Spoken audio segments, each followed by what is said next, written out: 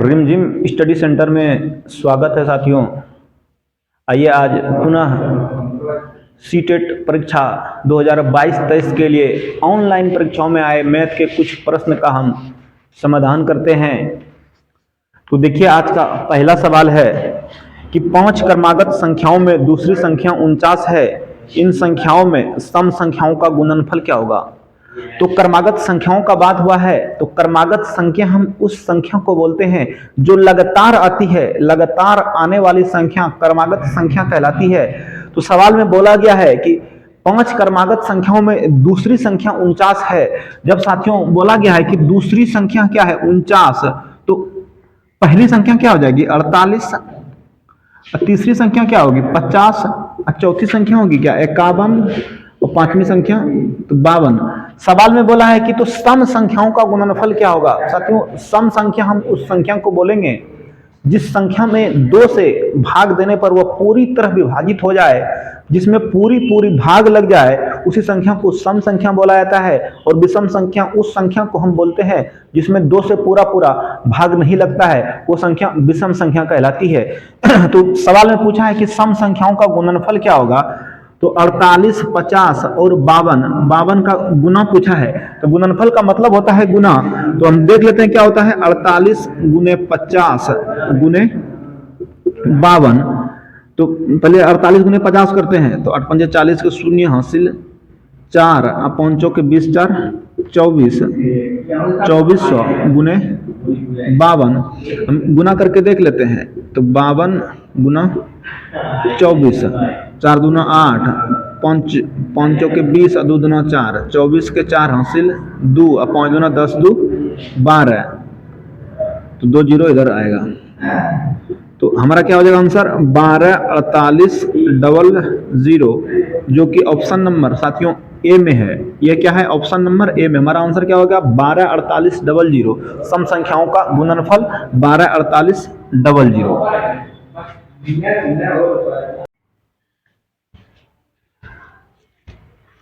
देखिए दूसरा सवाल है कि एक स्टील के तार एक वर्ग बनाती है जिसका क्षेत्रफल 121 cm स्क्वायर है। यदि इस तार को एक आयत के आकार में मोड़ा जाए जिसकी चौड़ाई 8 cm है, तो आयत की लंबाई क्या होगी।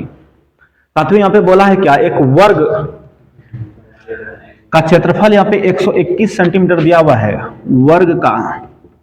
वर्ग का क्षेत्रफल बराबर 121 cm स्क्वायर। वर्ग का क्षेत्रफल बराबर क्या होता है ए स्क्वायर या भुजा स्क्वायर बराबर 121 दिया हुआ है।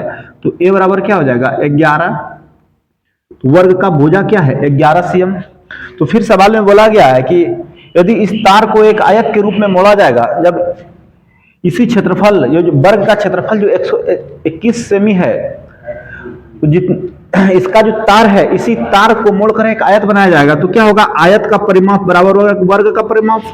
आयत का परिमाप बराबर क्या हो जाएगा वर्ग का परिमाप। आयत का परिमाप बराबर वर्ग का परिमाप। तो आयत का परिमाप होता है 2 इंटू लंबाई प्लस चौड़ाई, वर्ग का परिमाप होता है भुजा स्क्वायर। वर्ग का परिमाप होता है 4 गुना भुजा। तो देखिए लंबाई हमको निकालना है, चौड़ाई हमको 8 दिया हुआ है, भुजा हमारा 11 आया है, इसको 4 से गुना कर देंगे। तो यहाँ 2 से 4 को कैंसिल आउट करेंगे 2 बार में। तो लंबाई प्लस 8 बराबर क्या हो जाएगा 11 दूना 22। इसीलिए लंबाई बराबर 22 माइनस 8 बराबर 14 cm। हमारा आंसर क्या होगा 14 cm, जो कि ऑप्शन नंबर 4 में है, जो ऑप्शन डी में है 14 cm।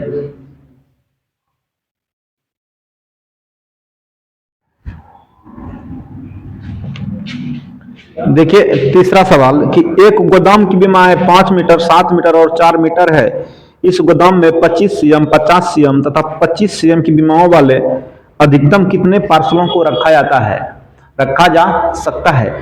साथियों, इस प्रकार का सवाल परीक्षा में अगर देखिए तो दोनों बीमाओं का पहले आयतन निकाल लीजिए और बड़ी बीमाओं के आयतन में छोटे बीमाओं के आयतन से हम भाग दे देंगे तो हमें पार्सलों की संख्या मालूम हो जाएगी। कहने का मतलब है साथियों कि कोई रूम है उसमें कितने कार्टूनों को रखा जा सकता है, तो कहने का मतलब है रूम का आकार और कार्टून के आकार एक समान है। अगर इसके आयतन से कमरे के आयतन में भाग दे देंगे तो हमें संख्या प्राप्त हो जाएगा कि कितने कार्टून उस रूम में रखे जा सकते हैं। तो इस प्रकार के सवाल को सॉल्व करने के लिए आपको कुछ नहीं करना है, दोनों के आयतन को भाग देना है। 5 मीटर, 7 मीटर और 4 मीटर। तो 5 मीटर 5 गुने 100 गुने 7 गुने 100, क्योंकि हमें वहां पे सीएम में दिया हुआ है तो इसलिए सबको सीएम में कन्वर्ट कर लेंगे। 4 गुने 100 बटे क्या है 25, 50 और 25, 50 और 25। तो 1 शून्य से 1 शून्य कटा देते हैं।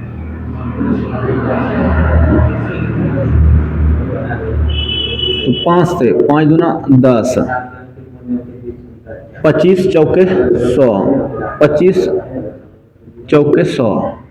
तो क्या हो जाएगा 5 गुने 4 गुने 7 गुने 2 गुने 16। तो 5 चौके 20, 20 गुना 14, तो 14 दूना 28, 280 गुने 16। तो 16 अठे 7 से 8 हासिल 12 और 16 दूना 32 और 12, 32 12 32 12 34, 44, 32 12 44। तो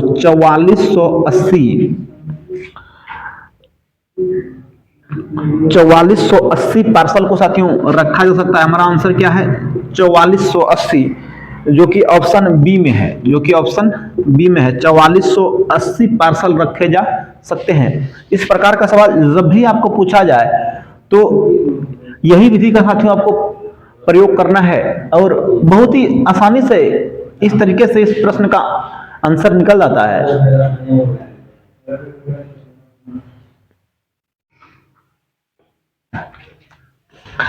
देखिए अगला सवाल है कि एक ऑटो रिक्शा का मीटर पहले 2 किलोमीटर की यात्रा के लिए 25 रुपया और उसके बाद प्रति किलोमीटर की यात्रा के लिए 8 रुपये का भाड़ा दिखाता है। मानस ने अपने घर से अपने कार्यालय का 249 रुपया भाड़ा दिया, उसके घर से कार्यालय की दूरी क्या होगा। साथियों, मानस ने कुल 249 रुपये किराए के लिए खर्च किया है और सवाल में बोला गया है कि पहले 2 किलोमीटर के लिए 25 रुपये खर्च करता है। तो पहले इस 25 रुपये को 249 रुपये में क्या कर लेंगे, माइनस कर लेते हैं।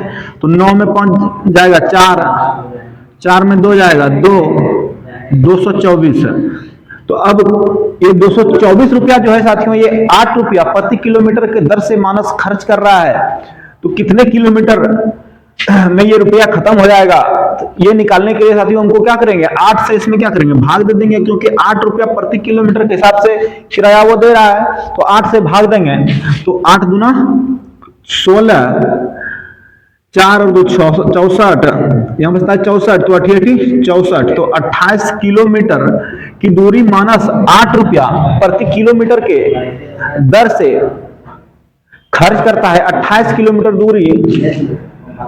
किलोमीटर दूरी मानस द्वारा 8 रुपया प्रति किलोमीटर के दर से तय किया जाता है। तो सवाल में पूछा गया है कि उनके घर से कार्यालय की दूरी क्या है। तो उनके घर से कार्यालय की दूरी साथियों 25 रुपया ये 2 किलोमीटर के लिए खर्च किया है और 28 किलोमीटर 8 रुपया प्रति किलोमीटर के दर से वो खर्च कर रहा है। तो घर से कार्यालय की दूरी, घर से कार्यालय की दूरी, घर से कार्यालय की दूरी क्या हो जाएगा 2 + 28 बराबर क्या हो जाएगा 30 किलोमीटर। हमारा आंसर क्या होगा 30 किलोमीटर, जो कि ऑप्शन नंबर सी में है, ऑप्शन सी।